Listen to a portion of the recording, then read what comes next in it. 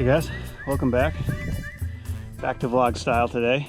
Well, it is going to be a beautiful day today, but it's a little bit chilly right now, so Sarah made me a whole nother batch of whitewash pine, so I'm going to work inside until it warms up.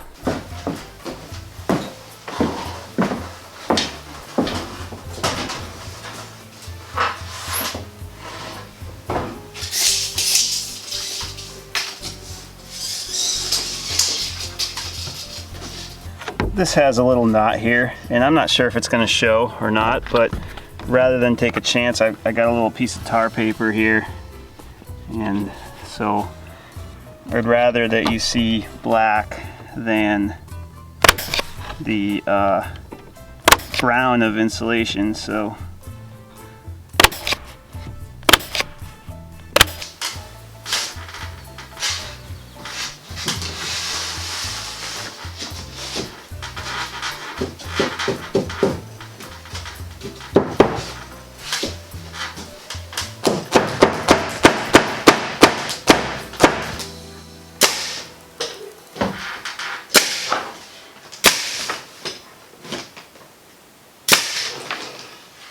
here's how that knot looks. And here's something else. Sometimes when you're insulating, you'll measure wrong and there'll be a gap here. So I'll pull this back. What I did was I ran a bead of spray foam in there. And I used to think that cracks like that didn't really matter. And then I borrowed an infrared heat detecting gun and went over my old house, and once you see that, it becomes really evident that you need to pay attention to those details. It's just like eye-opening how much heat loss you have.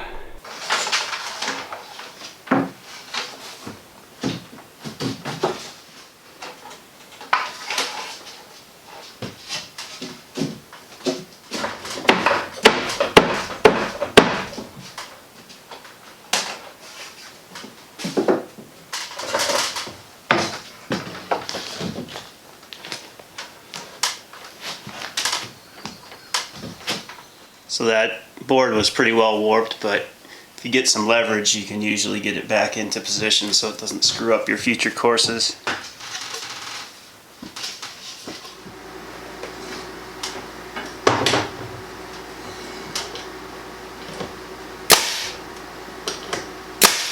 These are at an awkward place where they're going to leave either a really thin strip at the bottom or a really thin strip at the top.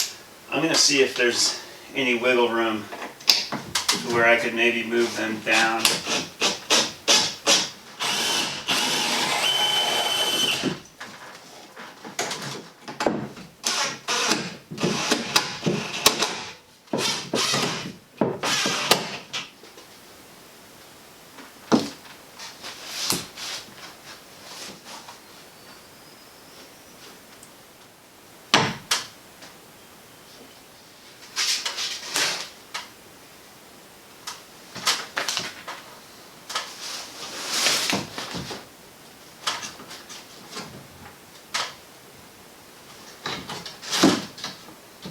That's not too bad.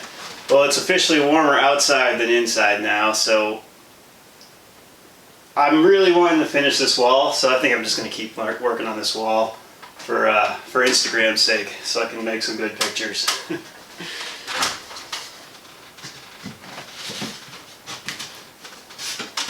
I don't want to only have one in between the joints, so I use this somewhere else.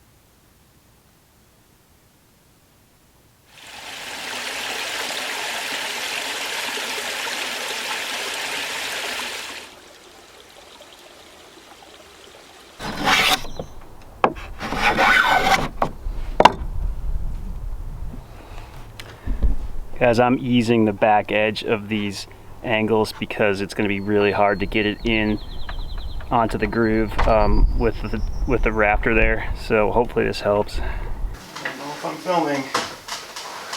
Am I filming? We were filming. I just walked up and down for no reason. Do that a lot. I got some tar paper here because I missed this knot.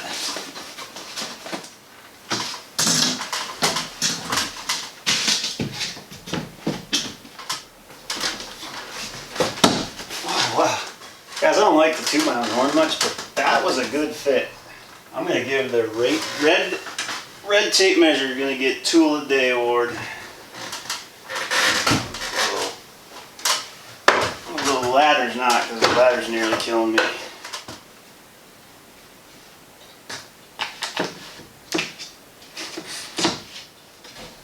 Look how warped this thing is. Let's see if we can wedge it. This is a trick my dad taught me. Well, hopefully it works here.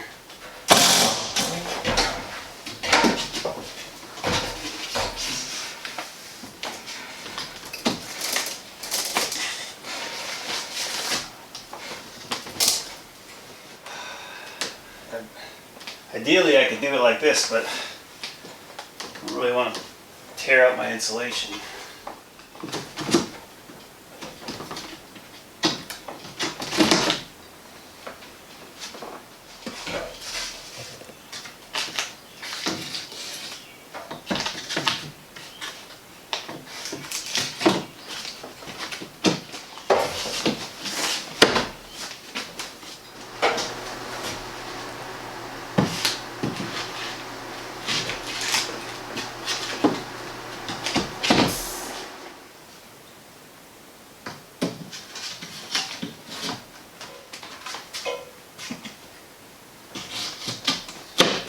Alright, so I'm trying to make these corners, these angles, where it butts up to the ash beam as clean and tight as I can.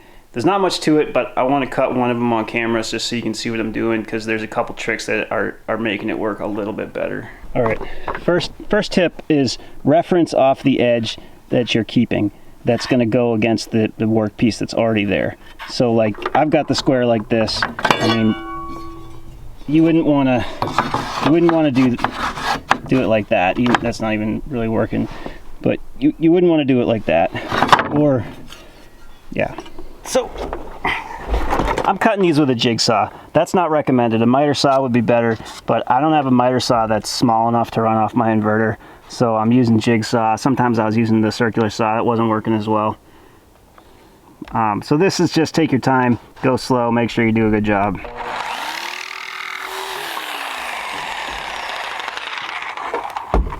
So I kind of left the line on that one. I'm not really trying to do that. But the next key thing is if you do have a bad cut, I'm cleaning it up with the hand plane. So I'm going in this direction because it's with the grain. The only thing you got to worry about is tear out at the end. But this is pine. It's really pretty easy to plane. Doing it left-handed, but you know, I'm just cleaning that up, make sure it's flat, and then the next thing is really the key to making them fit, because it's hard to slide them in. This, I don't know if I'll show myself planing the whole time, but it's not taking long. It's taking about 30 seconds. And I'm just relieving the back edge. You know, again, a miter saw, you could back cut these and then square off the front or something, but I don't have that luxury right now. And that's about what I'm taking it to, or to the edge of the tongue and the inside of the groove. And then this got a little bit of pencil there, so maybe I'll go over that.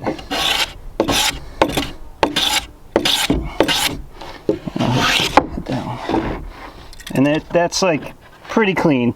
I mean, you know, for a jigsaw, clean it up with the plane, that's all right.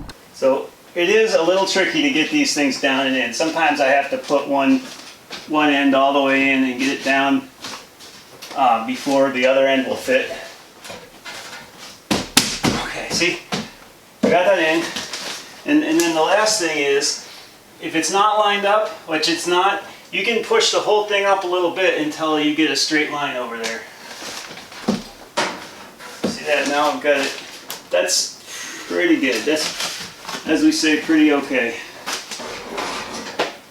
It doesn't do you any good to wear a tool belt if you don't put your tools back in it. Now I gotta go back and get my tape measure.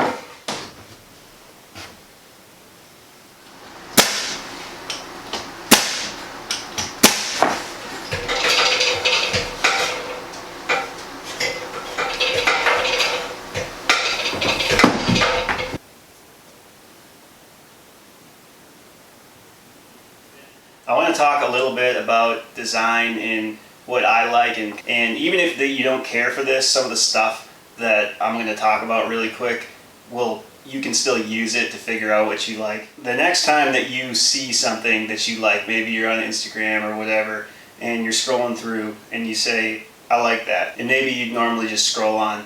The next time you see something that you like, don't just look at it, but look at it closer and try to figure out why you like it.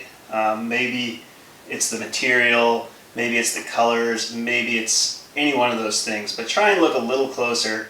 There's a couple things going on right here. A lot of this crosses over with photography. The first thing we got is isolation of the subject. So the subject here is the wood stove, the mantle, the hearth, maybe the door if it's closed, but right now just this. And it's on this big white background, so there's really nothing that distracts you from this stove and the pipe that goes up.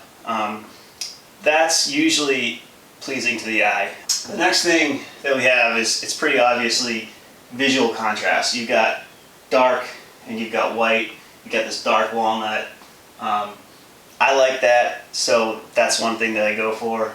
There's another thing here, the door opening. There's something in photography called the rule of thirds. It's not really a rule, it's more of a guideline. There's plenty of good pictures that don't follow the rule of thirds, but you've got this door here that's roughly 1/3 of the way through the wall, and then say, look at this wainscoting, which I've got a leftover piece of ash, so something like this will trim this out. But this is roughly 1/3 of the wall, excepting the cathedral part. So there's another example of thirds that is just, that's not my invention, that's just something that's been shown that people like. And then, you close the door, kind of gives it a different look. If you're new to my channel, I have an older video building this door. It's kind of when I am still figuring out videos, but it's a little bit further back, so it's a little rough, but it's still a good video, so I'll put a link to that. And then obviously I've got videos for the wood stove and the hearth and the mantle and stuff, so I'll link those as well. All right, and while we're on the subject of design, let's look at something that doesn't work. Hold on, let me shut the door. Okay, so the front of my cabin is an example of design failure, and I'm going to explain myself later. There's something that just doesn't feel right here. This window, it's like too far over. This door, it has all this awkward empty space here. Like, what's going on here? Same with here. And then you've got this really big roof line that's just proportionally too much. I'm going to show you something that will make this all make sense. So if you look at my drawing of what this was designed to be like, it was meant for a porch, and it will eventually have a porch. In the porch, the columns are going to break up that awkward space on either side of the door, and then the way that the roof intersects, the roof of the porch is actually going to go into this roof about 2 or 3 feet up, and so it's going to break up this awkward roof line, and I think you'll see that the whole front of the cabin kind of scales better together once I eventually do that. All right, you know what, one more thing before we go. I thought long and hard over the placement of those lights, and I debated over and over whether I should center them on the wall or center them above the stove, and I went with the centering them over the stove, and I think I screwed that up. But you know, you win some, you lose some. Well, it's pretty late, and I'm not staying over tonight, so I'm gonna get cleaned up and head out of here.